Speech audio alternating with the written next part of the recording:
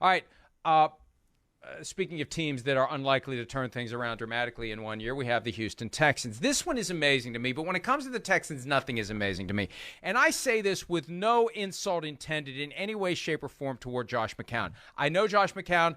I like Josh McCown. Josh McCown is one of the early adopters of PFT. He came into the league a year or two after we got started. He's always been very friendly, always been very nice. However, the idea that the Houston Texans are considering him for the second straight year as their head coach, it doesn't sit well with me and a lot of other people, especially those people who are out there grinding away at the jobs of assistant coach in the NFL, learning how to become head coaches and not getting opportunities to interview for the job. Josh McCown has played in the NFL for a long time. He hasn't been a coach. They interviewed him last year.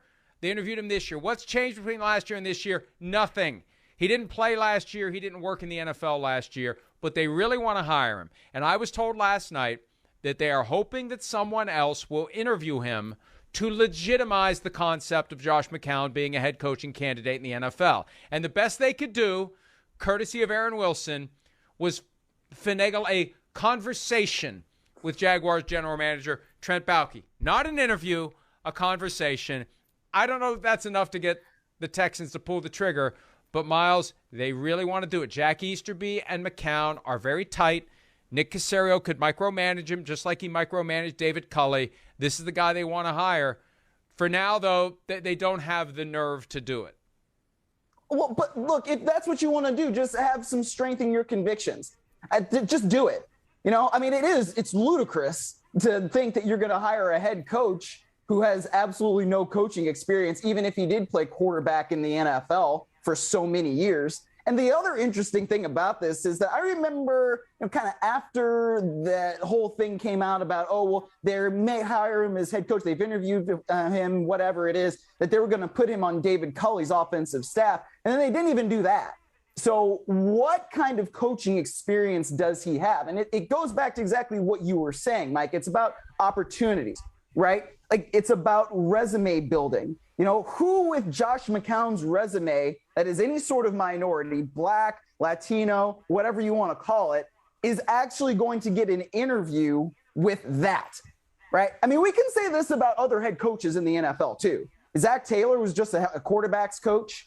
You know, Cliff Kingsbury had a losing record at Texas Tech and then goes and then gets a job in the NFL. Even Sean McVay, with all the success that he's had, was very, very young when he became a coordinator and then ascended to the level of head coach. And he's been successful. But my whole point here is it's about what is your resume and what opportunities are you going to get to interview for things. And so the fact that Josh McCown even has the opportunity to interview for something like this is pretty freaking ridiculous.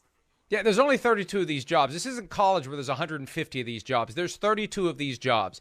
And there's a certain level of experience, credentials, and skill that you need to demonstrate before you get the interview. Josh McCown has none of those. Yes, he played in the NFL, but I don't think since Norm Van Brocklin retired with the Eagles as the MVP and became the coach of the Vikings in 1961 with no time off in between, walked in the door as the head coach. I don't think that's ever happened in any pro sport. I don't follow the other ones enough to know. But I know it hasn't happened in the NFL where a player retires and becomes a head coach.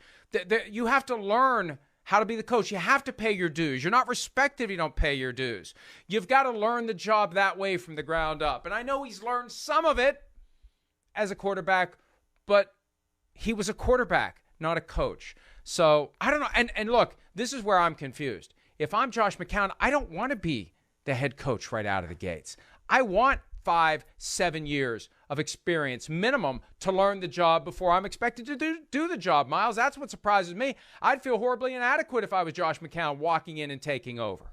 Right. There's so much that you don't know when you've never been in a situation like that before. And so I think that's what you're talking about. It's not just scheme or like dealing with the media. There's just all these little different things about building a staff. How's that staff supposed to respect a coach that's never really been a coach? It's a lot there, Mike. It's just a lot there. Hi, I'm Mike Tirico, and thanks for watching. Make sure to hit subscribe for the latest news and highlights from NBC Sports.